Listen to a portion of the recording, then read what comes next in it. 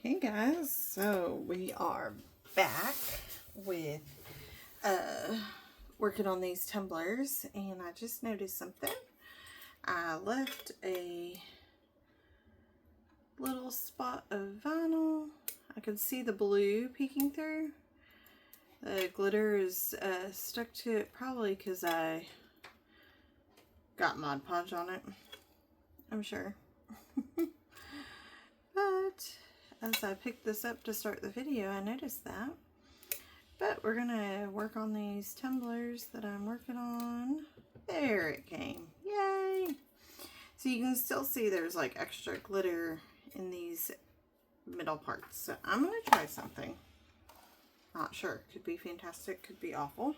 But I'm gonna move my extra glitter out of the way before I try it.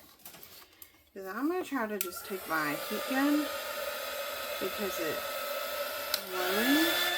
Not the heat a lot, I just want a little bit glitter with it. And if it's working or not. Doesn't really seem to be working. Okay, was worth a shot. Alright, so I'm going to take my brush that's a dry brush, and I'm just going to work that glitter around and through where I don't want it to be.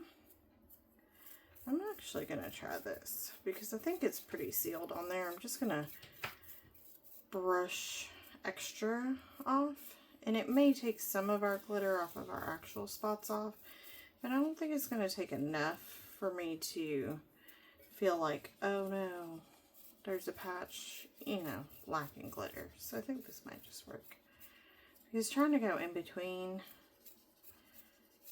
is a little bit of a pain.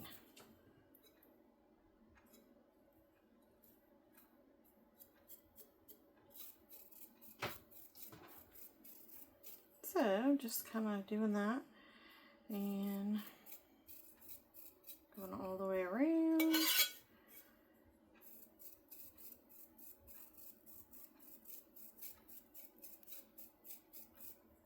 Well, that seems to be pretty good.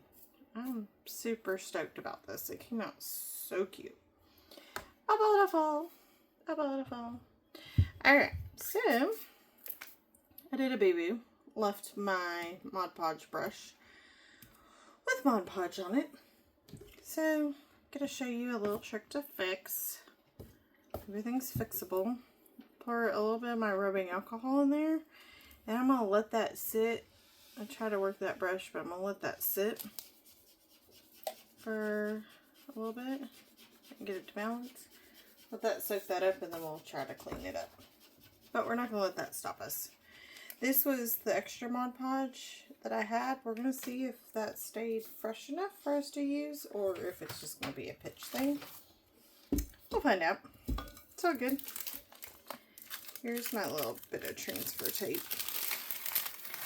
This is actually not true Cricut transfer tape. This is actually a piece of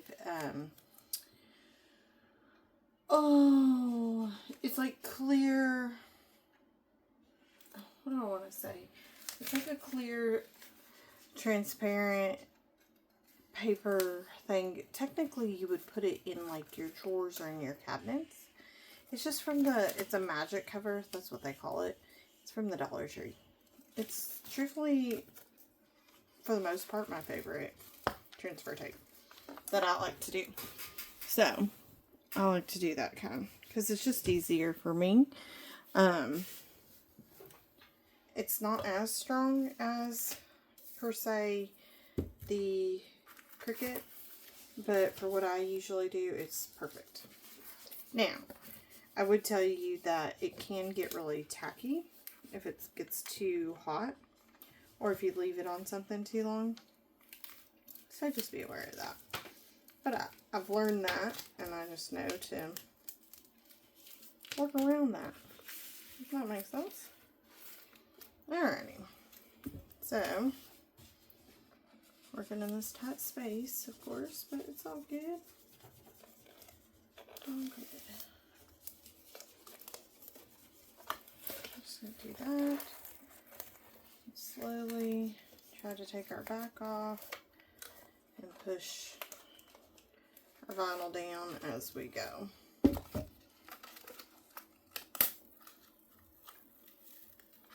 And it's already, for the most part, weeding itself. There's so much glitter.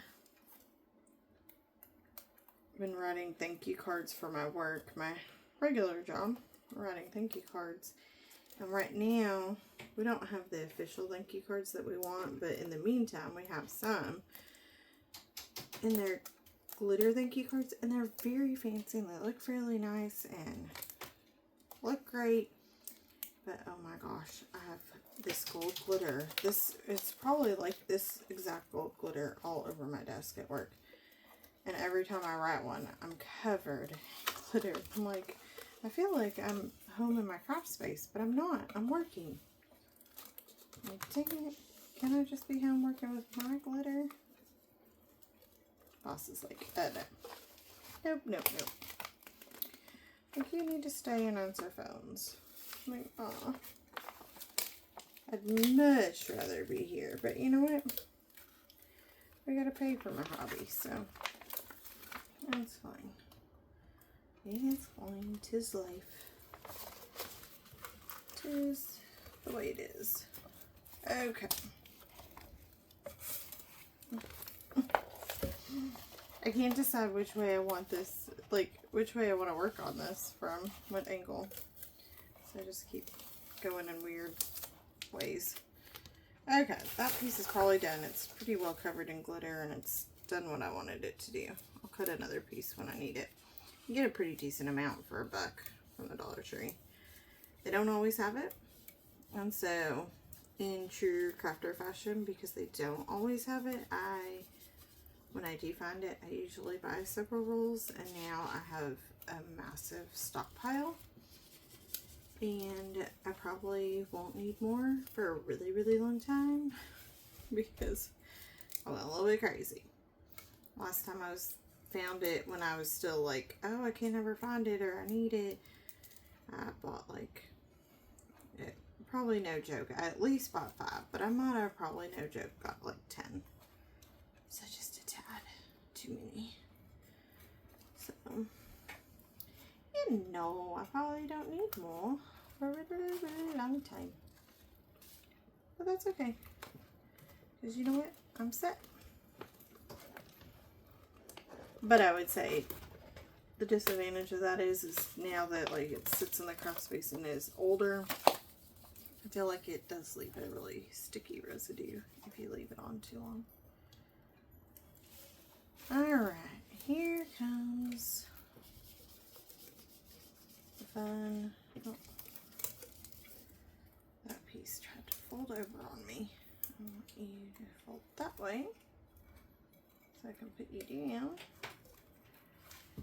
Here comes the fun, fun, fun. Kind of like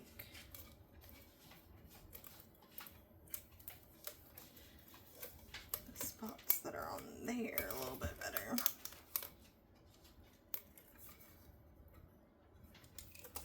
Alrighty, scissors. Scissors. Need some scissors. Let's just try to figure this out.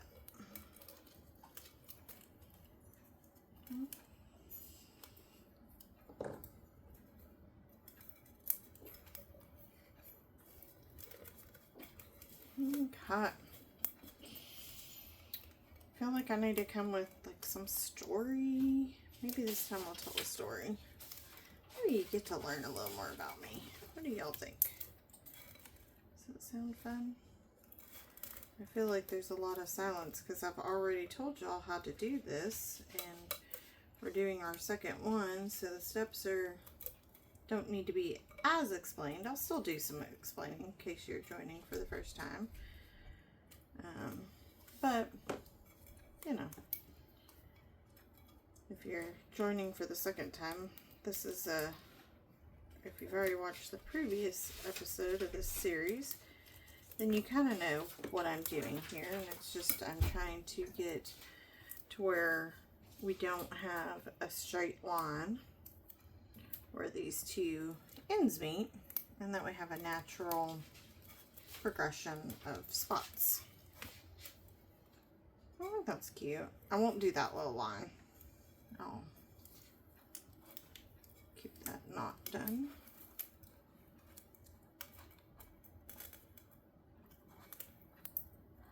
So we're gonna be,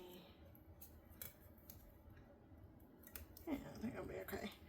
I was worried that that might be too big of a gap right there, but I think it's okay. Again, I'm not going to do that little line. I'm just going to put that vinyl there. Just a little piece. And this vinyl. Okay.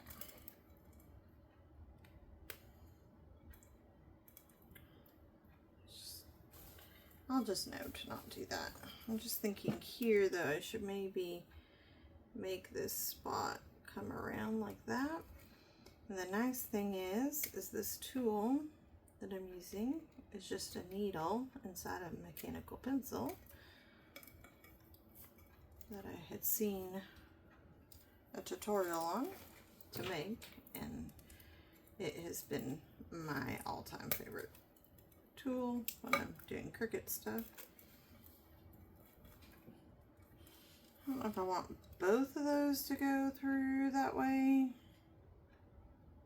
I actually might just not do that right there, but connect this one. I just don't want it to be too uniform, if that makes sense. So, you know, leopard spots are supposed to be pretty natural. Okay, so then the next part is I'm going to go through and pull out all of our spots that didn't automatically pull. I was like, oh man, there's this hair right here. Sorry, the sun's going down, so I'm going to turn on this light. Maybe. Could be.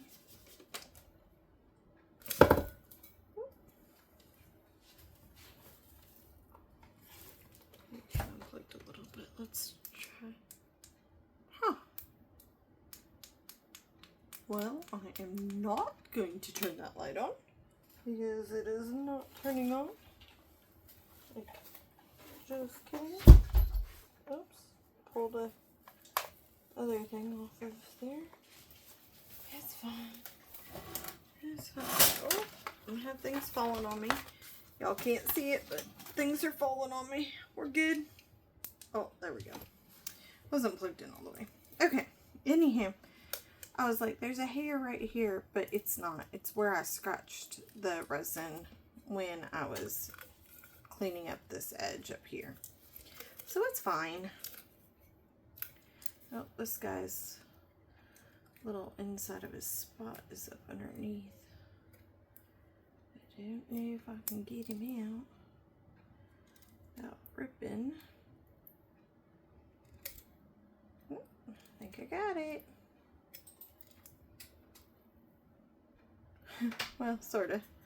It'll be like that. It's fine. Okay. We're already getting glitter everywhere.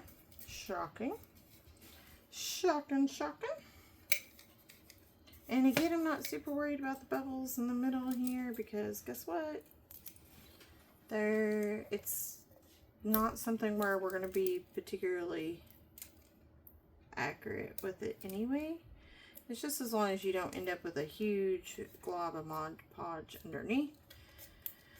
You want more around your lines and around the leopard spots,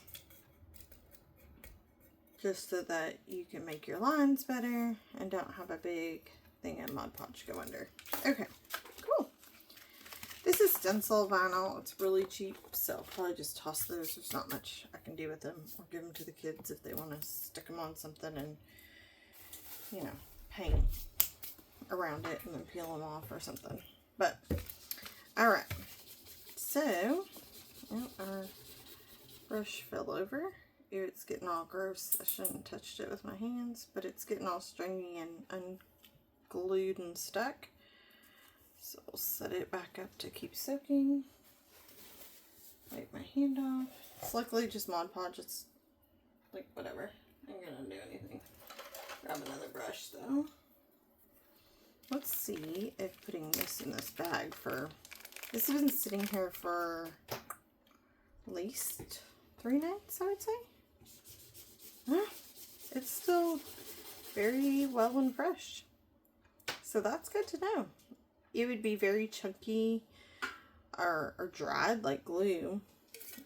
Normally it would dry white. I mean, not white. It is white.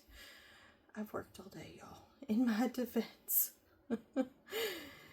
I do this in my spare time and I'm tired. And it would dry clear like glue, or mostly clear like glue. But being that thick, I didn't know if it would fully dry or if just a layer would dry and then it'd be all weird to use, but it's not. So this is coming on a little bit thick. This brush is a smidge different than that other one. And it's definitely laying it on a little bit thicker than I'm intending. So just wiping excess off, moving it to another spot. I'm wondering if I want to use, it's fine, I'm just going to all transfer that back into this container when it's done. Because truthfully, it's the same color and it's fine. It was when I was doing multiple colors, it was not so fun. So just do a few of our spots, add the Mod Podge, and then move to the next section and repeat. So that's what I was saying. I want you guys to see these things in like quote unquote real time, as far as like actually getting to see how long it takes and not missing a step. Because I feel like sometimes when I watch a tutorial, it's either sped up, which I will do from time to time, just for time's sake, speed it up for you guys. But sometimes I'm just, but when they speed it up, sometimes I feel like they skip a step, or you may not catch, like, did they actually go and do something in between that? So I'm trying to make sure that I don't ever skip a step, that I'm giving you guys full on, and you can see how long it really actually takes, because resin and crafts like this are not a 15-minute craft and be done. It's you're in it for the long run of the project, and it takes time and patience, which I always say is weird, because I have found that I'm not the most patient person, but you know, it's fine. So, but anyway, I'm trying to think what I should tell y'all about myself, or a story I should share. I know I talked about like listening to true crime and the podcast that I enjoy listening to. If I'm not recording a tutorial, then I will do that. I'll listen to a podcast usually on my earbuds so that you know, kiddos don't hear. I like doing puzzles. Been really into doing some puzzles lately, jigsaw puzzles. In my spare time, that's when I've been getting my podcast actually in. And I think that's partly why I'm so obsessed with these jigsaw puzzles right now, is because I'm getting my podcast time in. My husband recently, for Father's Day, got a PS5, and he's been enjoying this new game on it. And so I'm like, okay, well, I'm going to either go craft or I'm going to do a puzzle. Or just rub a little bit of that extra glitter off just to make it a little easier. I'm doing a little more than I was on that one, just because I realized, like, time-wise, I didn't need to take as much time or do it in such small phases, so we're just kind of rolling. So yeah, that's a little bit about what I like to do in free time. Of course, I have 2 kiddos. I got a couple dogs, 3 cats. People ask, like, where am I from? All over. Lots of states. I've lived in several different states, but definitely home. I live in Kentucky now, but I spent the first 5 years of my life. I was born in Colorado, spent the first 5 years there. My parents, when I was 5, moved to middle of frickin' nowhere, Arkansas, And when I mean middle of nowhere, I mean middle of nowhere. You blink and you miss the town. That kind of town. It was huge news right before I left, or like within the year that I left, that the water company moved in. So that's how small the town. Like moved in and set up a office in our town. That was wild. You had K through 12. You only had one class of each grade. So you knew all the students in your class. And you progressed on with those same students all the way through 12th. However, I started 8th grade homeschooling. My parents eventually owned a chicken farm. We raised all natural chickens. And we would get them at about a day old, maybe 2 days old, from the post office. They were so cute. They'd go peep, peep, peep, peep, peep, peep, peep. The postmaster would call my parents and be like, your order's here. How quickly can you come get these things? Because they'd be so loud in the little post office. Like I said, they'd just be beep, beep, beep, beep, beep. You're really cute. Little yellow and white fluff balls. But they would grow up 8 weeks all naturally on the farm.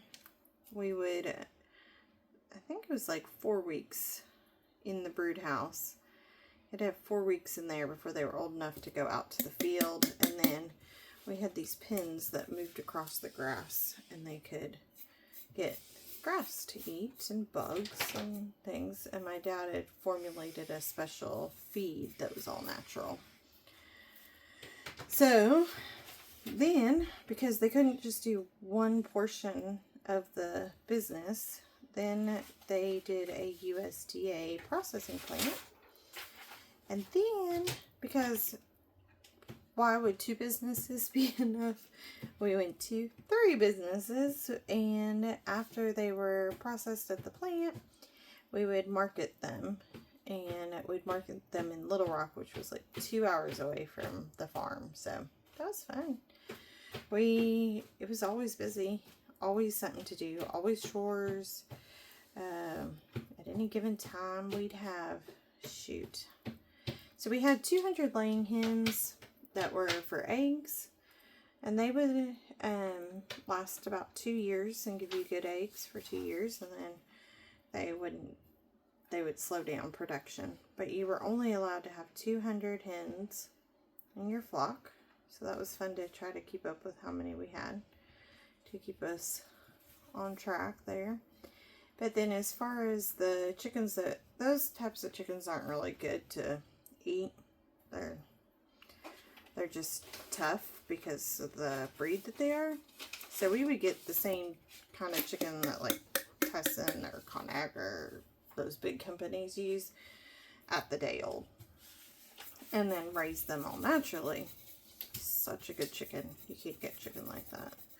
It's just so delicious. But anyhow, so we would raise them. So at any given time, I guess they would have to be 8 weeks before they could go to the plant. So we would have, in 200 per set, so 800 times 200, we'd have 1,000, but then our 200 laying hens, we'd have 1,200 chickens on the farm at any given time. So always chores. And then every Thursday was processing day, which meant to the plant. And I worked on the line right there with the USDA inspector, so I got to learn a lot about what she does and looked for. And that way, even when she wasn't there, my parents would joke that we still had our inspector because we had me. Granted, I was just a teenager, so, but I learned it. It was crazy times. And let's see, and then Fridays we would, because we had packed up the chickens, packaged them for sale. So if the restaurant or the marketplace wanted fresh chicken, then we would pack them in coolers with lots of ice. We had this huge ice machine, and we would pack them all up in coolers, and they would sit overnight, and the next day they would get transported to Little Rock and get distributed. Saturdays involved farmers market back in Little Rock. We did frozen birds for that. So all those that weren't being delivered fresh were thrown in this huge walk-in freezer.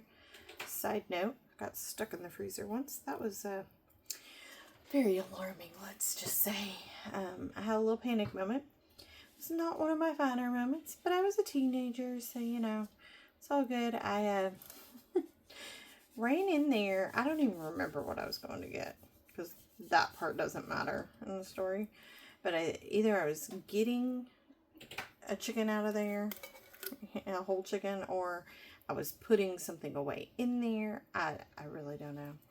But the door swung open, and so I had swung it open, and it usually stayed open, and I could run in there and get what I need or put what I need away and then run back out, and it was all fine. And shut it. This day, it was not the case. The door didn't stay open long enough for me, or I misjudged the timing, or I don't know if I didn't swing it wide enough. I don't know. But that door closed behind me, and I had failed to turn on the light to the freezer, to the inside. Oh my gosh. So, and I didn't know if anybody was in that like hallway to hear me. So I'm like screaming and pounding on the door. Luckily one of the employees was walking by, and he opened the door and he's like, "Rebecca, are you good?" I was like, "No, the door closed on me." He's like, "Well, good thing I was walking by." I was like, "Yeah."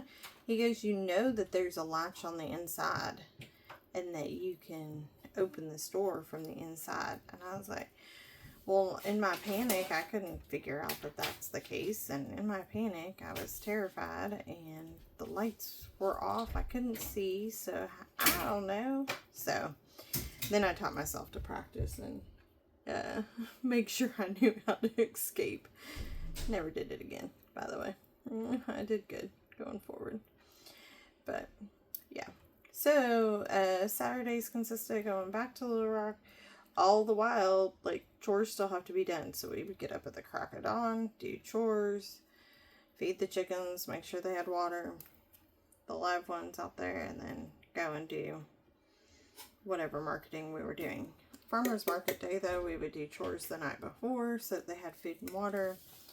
And then we would get up, 3, 4 in the morning to get on the road to go pick up the coolers of chicken and get ourselves to Little Rock. It was for like 7 or 8 o'clock farmers market. Pretty insane. So anyway, grew up like 13 years of my life in Arkansas. And then I had the opportunity to get myself to Montana. So I jumped at the opportunity, got myself to Montana. And then I was 17 and a half almost, basically. Almost 18. And started a couple jobs, you know, life. And did a little bit of college. But one of my roommates at the time knew my husband and his brother and was like, "Oh, you need to meet my friends." And they're from the South because my husband grew up in Kentucky. And I was like, okay, whatever. Like, maybe one day I will. I don't know. It's kind of over men at the time. And, but then I told her, she gave me his number and I told her I would call just because. So I did. The rest is pretty much history. So we lived in Montana for a couple of years, and then we moved to Nevada when he graduated school. And I was hoping for a little bit better job opportunity for him. Didn't really work out that way. That's okay, beside the point. And we spent 10 years there. Our 2 daughters were born there and spent 2 years there. Or 10 years there. 10 years there. Before we made a leap of faith and came back to Kentucky. So, yeah, I've been kind of all over. Alright, back to this crafting. If I haven't bored you by my life story. I'm going to pull this vinyl off while the Mod Podge is still wet because I want to make sure that we get that peeled off. Whew. Glitter just went everywhere. I feel like I should have put a sleeve on or something to avoid the glitter all over me.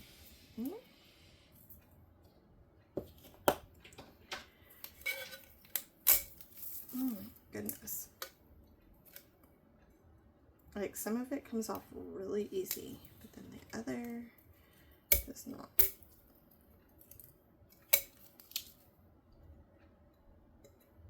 And I don't have a clean, like, spot that I can pick it up at over here. Maybe that piece. Maybe that's the one. Okay. Maybe that will let me get where I need to.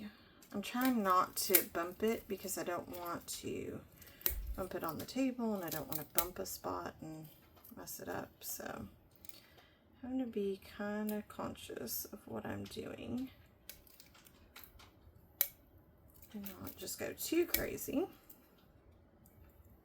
while trying to be somewhat forceful and get this off. And I can just see like glitter flying. I don't know if you can tell in the video, but, and I could just be kind of exaggerating. I don't know what was going on there. There was like a weird stringy piece. I peeled it off.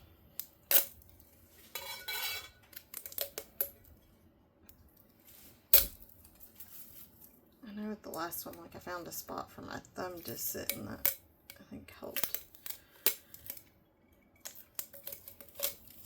Okay, I think we got pretty good. Got a couple spots where the vinyl is still sitting. That's where this handy dandy little tool comes in nice play. And the good news is like, if you left a spot, as you saw with that other one, like, we can still peel it off. Now, if we put resin on it, then not so much. But I think that looks really cute. Oh, look. I knew I'd seen a place that was doing some weird papery thing. Might be because that Mod Podge was drying a little faster than I wanted it to.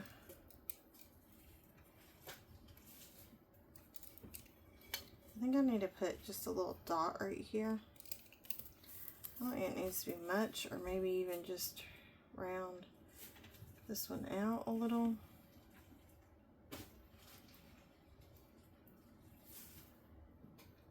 Just nothing. Yeah, I think this Mod Podge is starting to get, it's probably because I had it in that jar, not giving us a ton of time to do it, or of use, basically. Trying to make that as natural as possible. I'm just going to take a little pinch of my glitter that I have in the tray.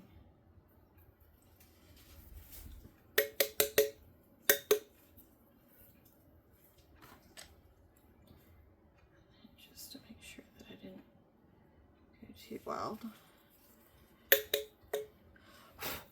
Yeah, I think that looks good. Yeah, it's cute. Okay, let's work to set this one down. Actually, we won't do the bottom tonight, because thing is I'll do the bottoms together, because it's really silly to do just one. I'm gonna have to do the other anyway. This vinyl can all get thrown away now that we are covered in glitter. Try to brush myself off. So this tray for Michael's, I need to get the vinyl out of here. Catches the glitter, and then it's so nice because it couldn't find my one special brush that came with it. It comes with this brush and this tray, and it's got a spout here, and we can just pour this back in, as long as I don't get crazy. And then you can see that we have minimal waste with that, because otherwise that would have all been on for our table or maybe caught with our wax paper. But as you saw, the wax paper is just more of a extra buffer because it gets stuff everywhere. And you could sit here and really go crazy, but I'm not going to go too crazy. Just going to get the basic. I don't want to go too crazy. It's got some blue glitter already kind of in it. So, yeah. Oh. Let's get a pair of tweezers to grab that piece out. Because I could see myself reaching in to grab it and I would push it deeper. That'd be my luck. And I'd be fishing for it. So there's that. This, I'm going to let it dry and then just show y'all how easy that comes out. I think I've already done that before, but just to show y'all. So this guy, he's about to where I could probably go wash him in soapy water. So this is a part y'all won't get to see, even though I try to be very diligent about showing you everything. I'm going to go rinse both these brushes, this one and the one that I just used, in warm soapy water with some Dawn dish soap, and that Mod Podge will come right out, and that will be an easy, definitely easy cleanup for that. So there we go. That is another round of these leopard tumblers that we are doing. Hopefully the glitter doesn't come through the video. I feel like it might because there's so much glitter everywhere, but 'tis fun and it's coming out so cute. Hope y'all are enjoying, and I will for sure see y'all again here soon. Bye.